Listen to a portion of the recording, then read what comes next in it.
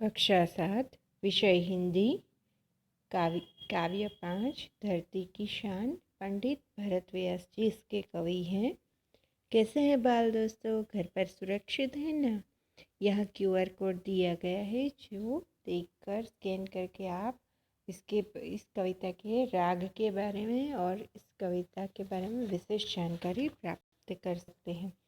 तो आइए हम आज नई कविता जो हम पिछले कई वर्षों से हमारी पाठशाला में गाते आए हैं वो सीखते हैं कि वो हमें क्या कहना चाहती हैं। पंडित भरत व्यास जी हमारे जाने माने गीतकार थे। आपका जन्म 18 दिसंबर 1918 में राजस्थान के चूर गांव में हुआ था। आपने कई गीतों की रचना की है। यह गीत सन 1998 में आई हिंदी फिल्म गांव गौरी से लिया गया है। इस गीत में कवि ने मनुष्य को सबसे बुद्धिमान बताया है। मनुष्य ने अपनी बुद्धि और कठोर परिश्रम के आधार पर जल, स्थल और आकाश में कई उपलब्धियां अर्जित की हैं। मनुष्य प्रकृति को बहुत सीमा तक अपने अनुकूल ढालने में सफल हुआ है। मनुष्य के लिए कोई भी कार्य असंभव नहीं है। मनुष्य जो चाहे कर सकता है। यही भाव काव्य में अंतर्निहित है और यही बात मनुष्य की महानता का प्रमाण है। आज हम देख रहे हैं कि मनुष्य ने अपनी वैज्ञानिक खोजों के कारण अब समुद्र के तल में भी जा चुका है और आसमान में ब्रह्मांड के रहस्यों को भी खोलने में सफल हुआ है। मंगल ग्रह पर, चंद्र ग्रह पर भी मनुष्य जा चुका है और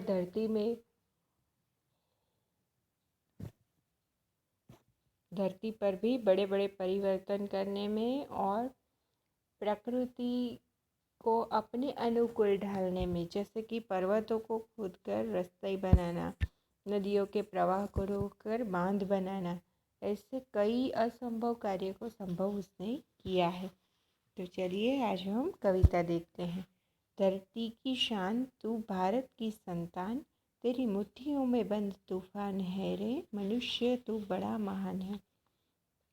तो इस काव्य पंक्तियों में कवि भरत व्यास जी कहना चाहते हैं कि हे भारत माँ के लाल, हे भारत माँ की संतान, तू इस धरती की शान है। शान यानी गौरव है।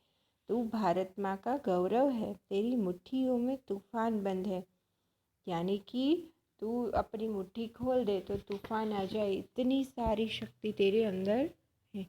मनुष्य तू बड़ा महान है। मनुष्य तेरी बड़ी ही महानता है। तू बड़ा महान है। तू जो चाहे पर्वत पहाड़ों को फोड़ दे, तू जो चाहे नदियों के मुख को भी मोड़ दे, तू जो चाहे माटी से अमृत निचोड़ दे, तू जो चाहे धरती को अंबर से जोड़ दे। अमर तेरे प्राण मिला तुझको वरदान, तेरी आत्मा में स्वयं भगवान है। तो आज हम देख रहे हैं कि पर्वतों को तोड़कर भी मनुष्य ने अपने उसके बीच रास्ते बनाए हैं। जब हम शिमला मसूरी जाते हैं या कहीं घूमने जाते हैं तो हम देख सकते हैं कि कश्मीर जाते हैं और कई बार टीवी में भी देखते हैं कि पर्वतों को तोड़ तोड़ के उसके बीच रास्ते बनाए गए हैं और नदियों के ऊपर बांध के नदियों के मुख को मोड़ दिया गया है। वो पानी हम जहाँ चाहे वहाँ ले जा सकते हैं। माटी से अमृत निचोड़ना मतलब खेती करके अच्छी फसल पकाकर अमृत जैसा अन्न पैदा करना। तू जो चाहे धरती को अंबर से जोड़ दे। धरती और अंबर को जोड़ना असंभव है, पर कवि इस काव्य पंक्ति का भावार्थ यह होता है, यह कहना चाहते हैं कि मनुष्य धरती पर रहते हुए भी अंबर में विमान रॉकेट के द्वारा जा चुका है और आसमान के रहस्यों को खोलने में सफल हुआ है। अंबर और धरती का मिलन इस प्रकार उसने करवाया है। अमर तेरे प्राण मिला तुझको वरदान, तेरे प्राण अमर है। शरीर जो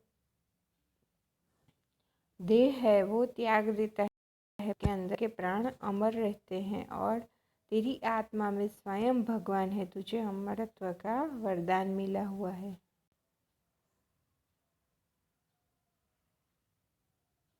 नैनों में ज्वाल तेरी गति में भूचाल, तेरी छाती में छिपा महाकाल है। पृथ्वी के लाल तेरा हिमगिरी सा भाल, तेरी भ्रुकुटी में तांडव का ताल है। निजको तू जान जरा शक्ति पहचान, तेरी वाणी में योग का आह्वान है। मनुष्य तू बड़ा महान है। तो इस काव्य पंक्तियों में कवि कहना चाहते हैं कि नयनों में ज्वाल यानी कि हे मनुष्य, तू अगर क्रोधित हो जाए तो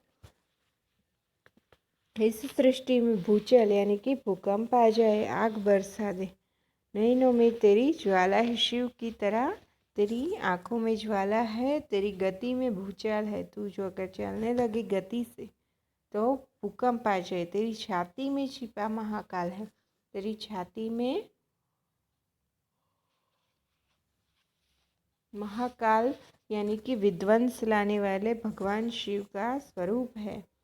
पृथ्वी के लाल तेरा हिमगिरी सा बाल, जैसे हिमालय हमारे देश का मुकुट है, वैसे पृथ्वी के हे लाल, पृथ्वी माँ के, धरती माँ के हे पुत्र, भारत माता के हे पुत्र, तेरा हिमगिरी सा भाल, हिमालय जैसा भाल। तेरी भ्रुकुटी में तांडव का ताल है, तेरी भ्रुकुटी अगर तू खींच ले या टेढ़ी कर दे तो तांडव आ जाए, ऐसा तांडव का विनाश का ताल है। निजको तू जान जरा शक्ति पहचान, हे ईश्वर तू अपनी शक्तियों को पहचान, अपने आप को पहचान, तेरी वाणी में युग का आह्वान है। मनुष्य तू बड़ा महान है। धरती सा धीर, धरती सा धीर तू है अग्नि सा वीर, तू जो चाहे काल को भी थाम ले। पापों का प्रलय रुके, पशुता का शीश झुके, तू जो अगर हिम्मत से काम ले। गुरु सा मतिमान, पवन सा तू गतिमान, तेरी नभ से भी ऊंची उड़ान है रे। मनुष्य तू बड़ा महान है। तो इस काव्य पंक्तियों में कवि कहना चाहते हैं कि धरती सा धीर, जब भी हम कभी धीरज या सहनशीलता की उपमा देना चाहते हैं या सहनशीलता के बारे में बात करते हैं तो हम कहते हैं कि धरती जैसी सहनशीलता, यानी कि धरती माँ जैसी धीरज, कि धरती माँ जैसे मनुष्य कितने भी पाप करते जाता है पर धरती माँ कभी अपनी हिम्मत नहीं खोती है, अपनी धीरज नहीं खोती है। वैसे ही धरती माँ का लाल है, इस पृथ्वी का लाल है जो कि सहनशीलता का प्रतीक है।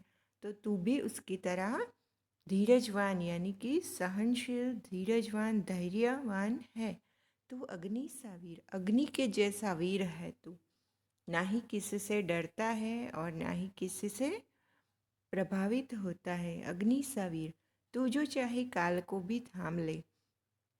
मनुष्य अगर तू निश्चय कर ले, अपने मन से ठान ले तो तू काल को भी थाम सकता है, यानी कि समय को भी परिवर्तित कर सकता है। पापों का प्रलय रुके, पशुता का शीश झुके। हमने अपने अभ्यास में देखा है पहले कि महावीर भगवान जो विचरण कर रहे थे अपने काल में, तब उन्होंने न जाने कितने दुष्ट लोगों का अच्छे लोगों में परिवर्तन किया है।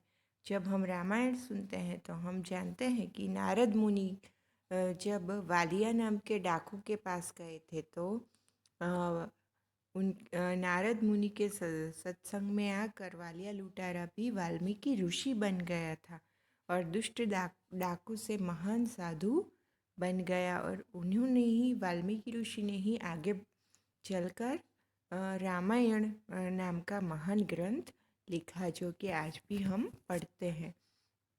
गौतम बुद्ध की बात करें तो तथागत बुद्ध एक बार विचरण कर रहे थे, तब उन्हें अंगुलीमाल नाम के डाकू से मुलाकात हुई।